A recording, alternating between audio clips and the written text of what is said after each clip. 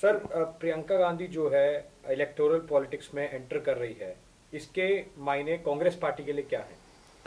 देखिए, प्रियंका जो थी वो हमेशा से पॉलिटिक्स में, सियासत में आने का उनका उनके आसार थे।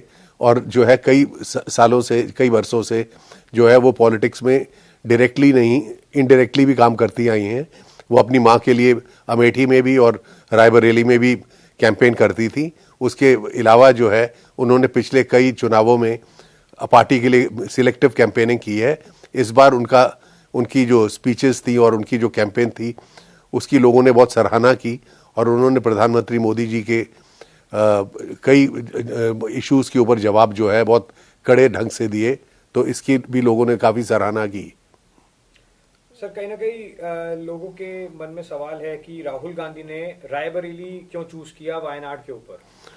देखिए, रायबरेली जो है एक तरह से आप कह सकते हैं कि उनकी एक तरह से रूहानी रिश्ता है रायबरेली से। उनके दादा फिरोज़ गांधी, उनकी दादी इंदिरा गांधी, उसके बाद उनकी माता जी सोनिया गांधी, ये सब रायबरेली से लड़े हैं। तो एक तरह से जो है एक कंटिन्यूटी थी। और रायबरेली की जो आवाम है वो भी चाहती थी कि वो इसी परिवार से, इसी फैमिली से कोई आए। तो राहुल गांधी ने यही उचित समझा है कि वो रायबरेली पे फोकस करेंगे और वायनाड को प्रियंका के लिए छोड़ देंगे। और उसके अलावा जो है उत्तर प्रदेश में कांग्रेस को अपने आप को मजबूत करना है। साउथ इंडिया में, दक्षिण भारत में कांग्रेस काफ़ी हद तक ठीक ठाक है। और उनको जो है मेन अपनी मजबूती जो है वो अब उत्तर भारत में अपने आप को कंसोलिडेशन करनी है। इस कारण भी राहुल गांधी का यहाँ होना पार्टी का ये निर्णय लगता है, ये इसीलिए है। सर, एक और सवाल, प्रियंका गांधी की एंट्री से कांग्रेस की पॉलिटिक्स पे कितना इम्पैक्ट पड़ेगा और खास तौर से उनकी इंटरनल पॉलिटिक्स पे? देखिए, प्रियंका गांधी जो है एक उनका नेचुरल स्वभाव है जिसके कारण वो लोगों से कनेक्ट करती हैं। कांग्रेस पार्टी का जो कार्यकर्ता है वो उनका उत्साह बढ़ेगा और वो जो है कि ज़्यादा जोश में काम करेगा। और प्रियंका गांधी का जो बोलने का तरीका है और कैंपेन करने का तरीका जो है वो काफ़ी लोकप्रिय रहा है। तो ये कांग्रेस पार्टी को मजबूती लाएगा। और जहाँ तक कांग्रेस की अंदरूनी पॉलिटिक्स की बात है, हाँ, उसमें दो पावर सेंटर हो सकते हैं, राहुल और प्रियंका। इस चीज़ पे काफ़ी लोग अंदाज़ा लगाते हैं कि इनकी आपस में बनती नहीं है। लेकिन ये जो है इसके अलावा कि स्टेज के ऊपर एक यूनाइटेड फ्रंट प्रेजेंट करते हैं।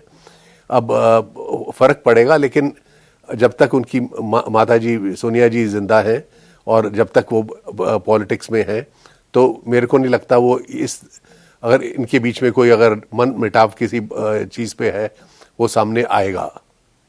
सर, प्रियंका गांधी तीसरी सदस्य हैं गांधी फैमिली से जो एंटर कर रही हैं पार्लियामेंट। तो कहीं ना कहीं सवाल उठेंगे डायनेस्टिक पॉलिटिक्स पे भी, तो उसको आप किस तरह से देखते हैं? नहीं, कांग्रेस ये तीसरी सदस्य नहीं है। इनसे पहले जो है कि इनके पिताजी भी थे, राजीव गांधी, इनकी दादा वो भी पॉलिटिक्स में थे। इनके चाचा संजय गांधी भी पॉलिटिक्स में थे।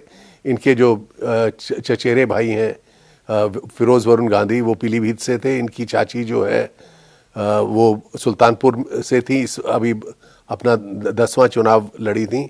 10वीं बार वो सदस्य होती, लेकिन इस बार हार गई।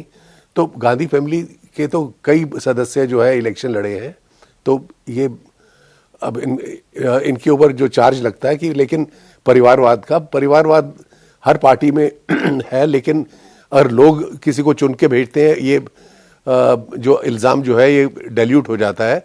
लालू यादव के बेटे हैं, चौटाला जी के बेटे हैं, प्रकाश सिंह बादल के बेटे हैं, फारूक अब्दुल्ला के बेटे हैं, महबूबा मुफ्ती है, उधर प्रेम कुमार धूमल जी के बेटे अनुराग ठाकुर हैं, राजनाथ सिंह जी के बेटे पंकज सिंह हैं, उधर उद्धव ठाकरे के बेटे हैं, और शरद पवार की बेटी सुप्रिया सूले है, मुलायम सिंह यादव के बेटे अखिलेश है, तो एम करुणानिधि के बेटे एम के स्टैलिन है। तो इस तरह से बहुत सारे उदाहरण हैं।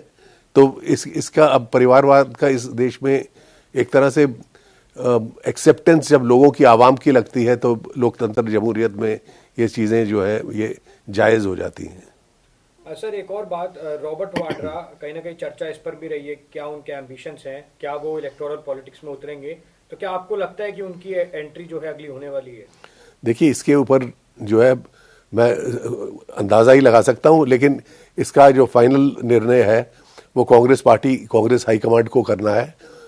गांधी फैमिली को कलेक्टिवली इसके बारे में सोचना है, और अगर वो उचित समझेंगे तो इनको लड़ाएंगे, अगर नहीं उचित समझेंगे तो नहीं लड़ाएंगे। इनकी ख्वाहिश बेशक है कि मैं इलेक्शन लड़ूं, लेकिन ख्वाहिश से ज़्यादा जो है पार्टी का निर्णय क्या होता है उसकी इंतज़ार करनी चाहिए।